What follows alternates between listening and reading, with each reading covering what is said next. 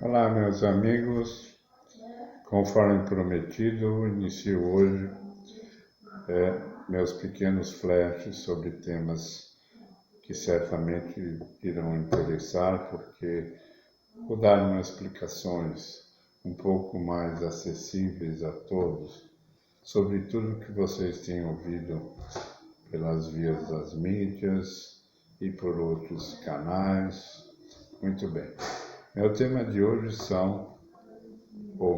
é pesquisa clínica, e eu vou falar hoje sobre as 4 fases de uma pesquisa clínica. O que é uma pesquisa clínica? Tudo aquilo que vocês ingerem em matéria de medicamentos, e dentre eles pode-se incluir as vacinas, que as vacinas também são medicamentos com outras características diferentes. Qualquer medicamento novo, para que seja aprovado, tem que passar pelas pesquisas clínicas. Essas pesquisas clínicas, em geral, são feitas em centros de pesquisa, né? Podem ser específicos centros de pesquisas, pode ser em universidades que têm seus departamentos que fazem pesquisa. Muito bem. Vocês têm ouvido muito falar, está na fase 3, esse está na fase 2, as vacinas estão na fase não sei das quantas, etc, etc. Aquela já está apta para ser utilizado em pacientes. Isso tem provocado uma série de confusão, porque não é fácil a compreensão disso para quem está fora de áreas de ciências biomédicas, né? E podem tirar quaisquer conclusões. E meu objetivo é também muito, que as pessoas comentem sem ter menor conhecimento do que aquilo que vão falar, porque, claro, são assuntos que diretamente atingem as pessoas. Muito bem. Vou falar de pesquisa clínica. E a pesquisa clínica, o final da pesquisa clínica, vai compor um relatório completo que aqui no Brasil vai para a Anvisa julgar, nos Estados Unidos vai para o FDA, que é o Federal Food and Drugs Association, FDA, que é o órgão regulatório principal. Muito bem. Vamos falar então das pesquisas clínicas, as fases da pesquisa. A primeira fase é uma fase que não tem uma numeração, é dos experimentos em animais. Então, conforme o tipo de produto que está nascendo, né, utiliza-se animais diferentes. Pode ser cobaias, podem ser ratos, podem ser cães, podem ser coelhos, né? E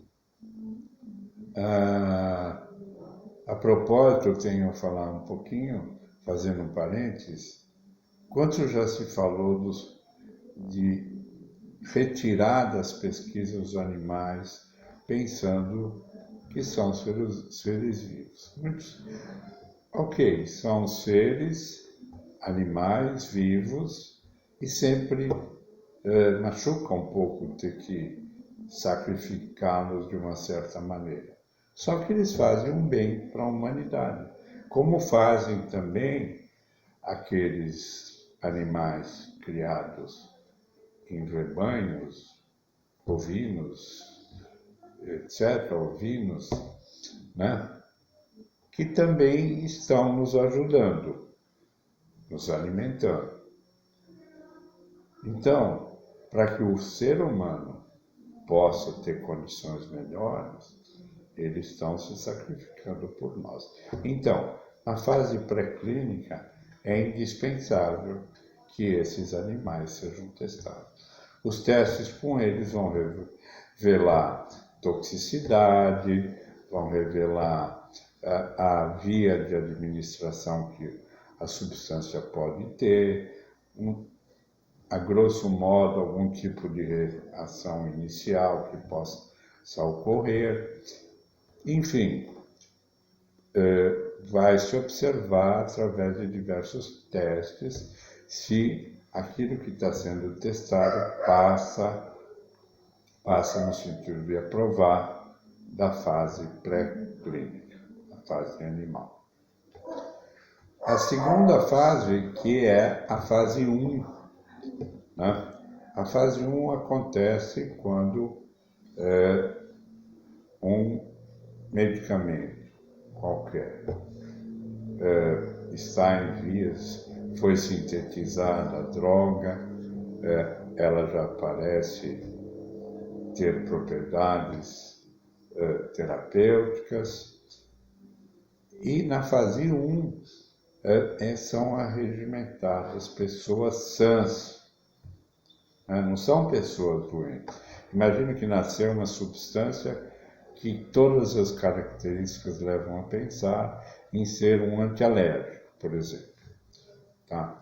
Mas esses primeiros voluntários, e é uma quantidade pequena, pode-se falar em 100, 200, quantidade pequena, eles se submetem, assinam um termo de consentimento, né? Então são voluntários que estão dispostos a fazer o teste para que a sociedade humana tenha possibilidade. Eu digo humana porque também existem as medicações que se destinam a animais para a medicina veterinária. Muito bem. Então, esses iniciais são pessoas sãs. E vai-se também observar se nesse teste inicial aparecerem reações quaisquer, dor de cabeça, qualquer outra coisa, se houve irritações, se não houve irritações, sobre a via de administrar, que os animais lá atrás já verificaram que pode ser uma boa via, onde que o medicamento ele absorve melhor, lembrando que o medicamento só funciona depois de ser absorvido. Muito bem, para não esticar muito o assunto, que eu me proponho a ser pequenas gotas. Aí passa-se a fase 2, que já é pessoas acometidas daquela doença que a pesquisa clínica se propõe a testar, certo? Já é um universo maior de pessoas, certo? Vamos dizer 300 pessoas, e vai se ver, então, se o que está causando, se nessas pessoas houve uma melhora daquele quadro clínico e outras observações, todas elas que se precisa ter de um medicamento, mas com um universo menor. Então, a ciência sabe que sempre há riscos, por isso toma cuidados, certo? Já é um universo pequeno. Em seguida, sendo aprovada nessa fase 2, passa-se a fase 3. Né?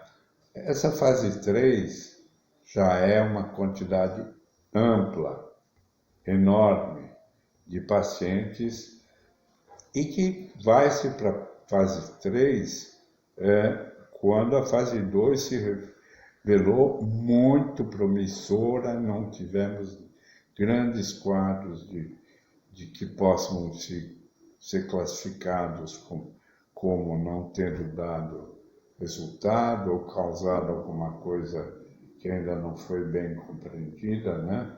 Passa-se a fase 3, E aí vai-se para um universo enorme, que pode ser 5.000, 7.000, 8.000 pessoas, e muitas vezes um teste ele é multicêntrico. O que é um? Você já deve ter ouvido que é um teste multicêntrico. Então vai ter um centro na Austrália, um centro nos Estados Unidos. Claro, o local é hipotético, mas ele é multicêntrico.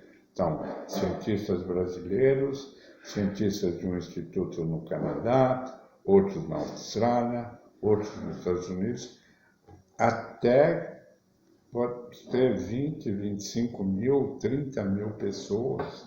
Existem testes que funcionam com os cientistas querendo se preocupar, por exemplo, em 30 anos de um medicamento que já está no mercado, vamos fazer um levantamento de consequências que não foram bem estudadas, vamos estudar novamente. Muito bem, isso é o que tem se feito. Muito bem. Terminada essa fase 3, isso vocês têm ouvido muito com as vacinas, vai se levar um dossiê, um relatório para a Anvisa, falando de Brasil. A Anvisa tem seus técnicos, tem uma legislação que exige tudo aquilo, todas as informações que são necessárias para que a Anvisa libere ou recuse ou solicite alguma coisa a mais. No caso das vacinas, nós temos hoje um caráter emergencial, e nesse caráter emergencial existem informações, por exemplo, que nós ainda não testamos em pacientes brasileiros, mas o FDA americano ou o órgão chinês que faz esses testes já deu positivo para usar lá na China também. Quer dizer, eles não vão mandar qualquer porcaria para cá. Muito bem, isso vai para a Anvisa e se aguarda o registro. E existe ainda uma fase 4, que chama-se farmacovigilância. Ou seja, quando o medicamento ou a vacina começam sua vida útil, vocês todos conhecem das caixinhas de medicamentos que tem centro de atendimento ao consumidor, né? Esse centro, aí o Joãozinho, a Maria, você, eu, podemos ligar para o laboratório. Olha, tem acontecido isso comigo, e eu revelo ao laboratório. Então, esses centros recebem dezenas, centenas de perguntas, e isso vai ser analisado também não só por esse canal do Centro de Atendimento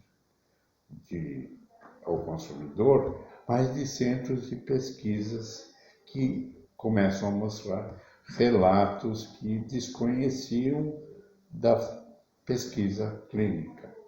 Tudo isso para que, mesmo durante uma medicação ou de uma vacina, possam se corrigir os rumos. É isso que eu tinha a falar hoje. Há muito mais a falar. Eu sou um linguarudo, como vocês sabem, mas a minha proposta é dar flash pequenos sobre assuntos que vocês não têm nenhuma obrigação de ouvir pela imprensa e acreditar e não saber nem de que se trata. Um abraço a todos.